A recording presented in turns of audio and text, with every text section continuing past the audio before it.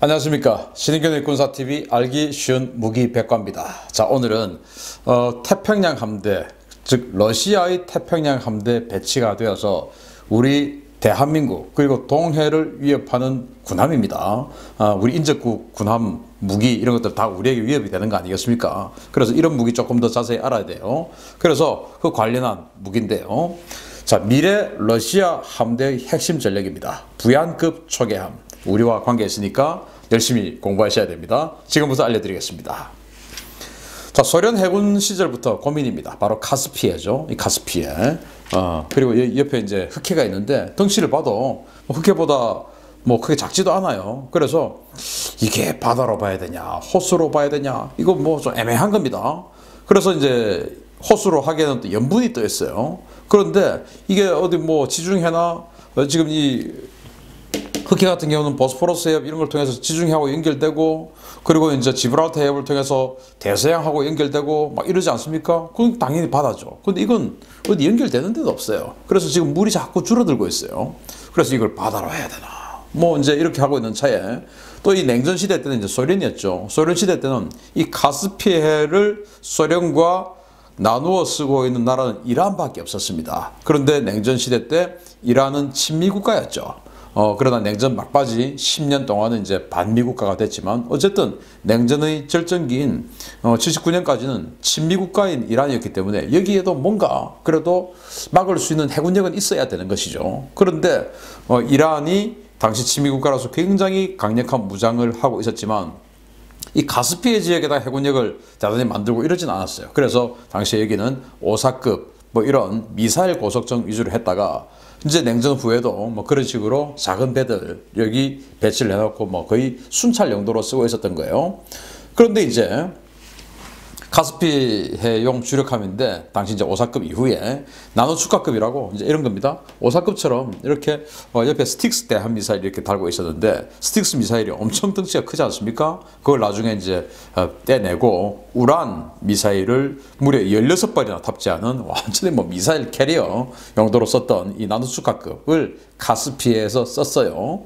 그런데 한 2000년대쯤 들어와서 러시아가 이제 돈이 좀 들어오고 하니까 야 이거 그러니까 10년 만에 이제 조금 러시아가 바뀌었지 않습니까? 이제 부도나고 10년 만에. 그래서 이거 좀 이 카스피해 이거 좀 뭐 좀 해야 되지 않냐? 이제 이렇게 된 거죠. 그런데 이제 냉전이 끝나고 러시아가 되면서 이 카스피해를 나누어 쓴 나라가 러시아, 그리고 카자흐스탄, 투르크메니스탄, 그리고 아제르바이잔, 그리고 이란 이렇게 5개국이에요. 그런데 이 5개국 전체가 러시아와는 뭐 친한 나라들입니다. 그러니까 딱히 뭐 카스피해 군사력을 투자할 이유는 없는 것 같은데 문제는 여기에 해저에 자원들이 있는 겁니다. 그래서 그 자원들의 어떤 그 확보를 위해서 러시아가 그래도 해군력 좀 있어야 되지 않냐 라고 되는 것이죠. 그래서 카자흐스탄에 우리 참수리 고속정 공유해주고 그랬어요. 자, 그래서 이제 하자 이렇게 돼서 푸틴 대통령이 이제 만들어라. 이제 이렇게 된 겁니다. 자, 카스피해 소함대에 어울리는 차세대 전투함을 만들어라. 그래서 러시아가 바다마다 함대를 이제 다 만들지 않습니까? 태평양 동해에 있는 태평양 함대를 만들었고 흑해에는 흑해 함대, 그리고 북해, 그리고 그 발트해 입구에는 발틱 함대, 그리고 북극에는 이제 북극 함대 이렇게 만들어 놨어요. 그런데 이제 카스피해도 지금 뭐 5개국하고 쓰고 있으니까 카스피 소함대라는 걸 여기다 만들어서 쓰고 있는데 여기 이제 쓸 배를 만들어라 이렇게 된 거죠. 그래서 알마즈 조선소를 채팅방에 초대합니다. 야, 이번에 함대 현대화 계획 좀 하려고 하는데 니네 초기함도 하지? 이제 물어봤어요. 아, 여부가 있겠습니까? 뭐 시키실 일이라도 있어요? 이제 물어보니까 이제 푸틴 형아가 카스피해 소함대 말이야. 거기 배치할 초기함 좀 장만하려고 하는데 그 ROC 요구 성능 불러줄 테니까 잘 받아 적고 문제없이 만들어 와라. 이제 이렇게 됐어요. 그래서 예, 각하 불러만 주십시오. 이렇게 됐어요. 그래서 이제 일단 카스피에 배치할 거니까 크기는 한 500톤 정도 이하로 잡고 우리 뭐 운하에서도 운항이 가능해야 돼. 알았지? 그리고 스텔스 성능은 요새 뭐 21세기니까 기본 옵션이고 당장은 뭐 주머니 사정 별로 안 좋으니까 무장은 미사일 이런 거 다 빼고 함포 위주로 해서 적당히 달자. 이렇게 됐어요. 그래서 이제 이 알마즈 조선소가 예, 알겠습니다. 금방 만들어서 납품하겠습니다. 이렇게 돼서 진짜로 금방 만들어서 납품을 했어요. 그래서 소박한 전투함입니다. 부양급 납품을 했습니다. 만재 배수량 520톤, 뭐 하라는 대로 했죠. 길이는 62m, 너비는 9.6m예요. 최대 속도는 28노트, 그리고 무장은 100mm 한포 한문입니다. 그리고 AK-630 30mm 기관포 두문, 이게 이제 한포 용도로도 쓰고, 그리고 최종 요격체계 CIWS 용도로도 쓰고 해서 이거 두문, 그리고 이글라, 우리로 치면 신궁, 뭐 프랑스로 치면 미스트랄 이런 거 아니겠습니까? 미국으로 치면 스팅어, 이런 휴대용 지대공 미사일을 여기다 장착해서 하나 뭐 대공용으로 갖다 놓고, 그리고 이제 잠수함 혹시 있으면 이 잠수함도 없겠지만 대잠 수류탄, 수류탄 던질 수 있는 대잠 수류탄 발사기 이런 거 이제 장착을 해서 아주 값싸게 만들었어요. 그래서 그래 잘했어 이제 생산해 해가지고 이 부양급을 생산하고 세 척을 생산을 한 겁니다. 그런데 러시아가 2000년대 들어와서 막 석유, 천연가스 막 팔면서 돈이 들어왔지 않습니까? 그러다 보니까 이제 이 푸틴이 야, 이 형님 자존심이 있지. 배가 이게 뭐야? 당장 바꿔. 더 크게 키워. 업그레이드 해. 이렇게 된 겁니다. 돈이 생기니까. 그래서 이건 무슨 뭐 미사일도 하나 없고 지금 이 21세기에 이 생긴 거 호우대는 좀 괜찮게 생겼는데 이거 안 되겠다. 더 좋게 만들어라. 돈이 생겼으니까. 2009년도에 이렇게 지시를 합니다. 그래서 이것을 확대 개량이 아니고 거의 재설계를 합니다. 그래서 이제 두 배나 커졌어요. 2013년도에 부얀 M급이 등장합니다. 520톤의 크기가 950톤으로 늘어났어요. 길이는 75m로 14m나 늘어났어요. 그리고 폭은 11m로 1.4m나 늘어났어요. 그래서 아주 덩치가 커졌죠. 최대 속도는 26노트, 그러니까 한 2노트 줄었어요. 엔진은 뭐 그대로인가 봅니다. 무장 역시 이제 100mm 한 포, 그리고 AK-630 30mm 기관포 두문 그대로고요. 그런데 이글라 그거 떼내고 판칠, 이제 그걸 갖다 붙인 겁니다. 판칠 M을 갖다 붙였어요. 지대공 미사일로. 그리고는 UKSK 수직 발사관 8세를 갖다 심었는데 이게 이제 핵심인 겁니다. UKSK 미국으로 치면 마크 41, 한국으로 치면은 KVLS. 자체적으로 개발한 수직 발사관이죠. 이거 8세를 갖다 심었는데, 아니, 1000톤도 안 되는 이런 초기함에 이 수직 발사관을 8세를 갖다 심었고, 이 1000톤도 안 되는 거면 우리 한국 해군의 천안함, 이거보다 작아요. 예전에 이제 퇴役했던 포항급, 그리고, 포항급보다 더 작은 동해급 요 정도 되는 겁니다. 그런데 이걸 여기다가 수직 발사관을 만들었는데 그 수직 발사관에 뭐가 들어가냐? 대단한 게 들어갑니다. 자, 그래서 이건 무장 실화냐? 초기함 주제, 대함, 대지 타격 능력을 모두 보유한 부얀 N급이에요. 자, 여기 함교가 앞에 있고 그리고 마스트가 있죠. 그 마스트 뒤편에 여기 이제 뭔가가 있습니다. 이게 바로 UKSK 수직 발사관 8셀이에요. 여기다가 뭘 실냐? 미사일들을 싣는데 어떤 미사일을 실냐? 자, UKSK 수직 발사 시스템은 러시아판 마크 41로 불리는 러시아의 대형 미사일 발사용 다목적 수직 발사 시스템입니다. 칼리브르 함대지 순항 미사일, 그리고 클럽, 우란 함대함 미사일은 물론 야혼트 초음속 함대함 미사일 탑재가 가능하며 부얀 N급에는 8셀이 탑재가 돼서 대함, 대지 타격 미사일을 모두 적재합니다.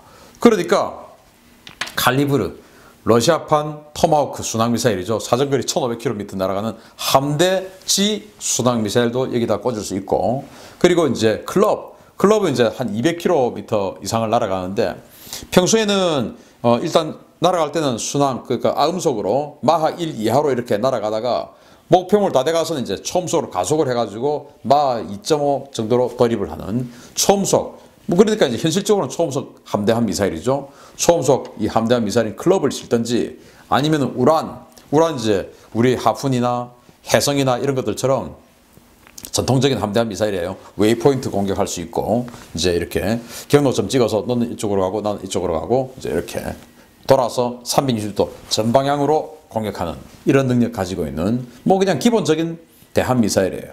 그 이 우란 미사일도 탑재를 할 수가 있고, 그리고 야혼트 이 야혼트는 썬번 또는 인도에서는 브라모스 이런 식으로 이제 개량이 돼가지고 공대함 버전도 있고 뭐 지대함 버전도 있고 뭐 그런 거 아니겠습니까?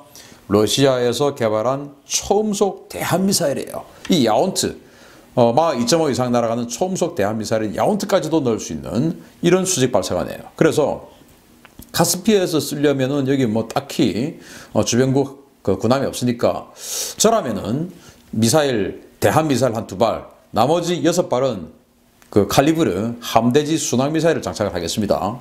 그렇게 해서 이제 함대지 대지 타격 능력까지 가진 1000톤도 안 되는 초기함으로 탄생을 한 겁니다. 대단하죠. 그런데 뭐 헬기나 이런 건 안 돼요. 자, 그래서 전무후무한 지상 타격용 초기함이 됐는데 이게 실전에 또 투입이 됐어요. 언제 투입했냐? 시리아의 그 IS 사태 있을 때 그때 이제 순항미사일로 IS들을 공격을 한 겁니다.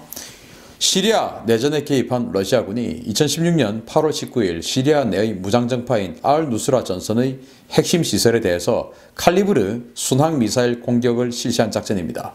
흑해함대에서 배치된 부얀M급 초기함 2척이 동원되어서 1500km 밖의 표적을 정확히 타격해서 부얀M급의 타격 능력을 과시했습니다. 흑해에서 쐈어요. 흑해에서 터키와 이란 영공을 지나서 시리아에 있는 이 반군 세력을 타격을 했는데 최소 2발 이상을 쐈는데 정확하게 들어갔다라고 러시아는 홍보를 하고 있습니다. 뭐 일설에는 가다가 추락하는 것도 있다 뭐 이렇게 하는데 그건 뭐 아무도 지금 증명이 안 돼요.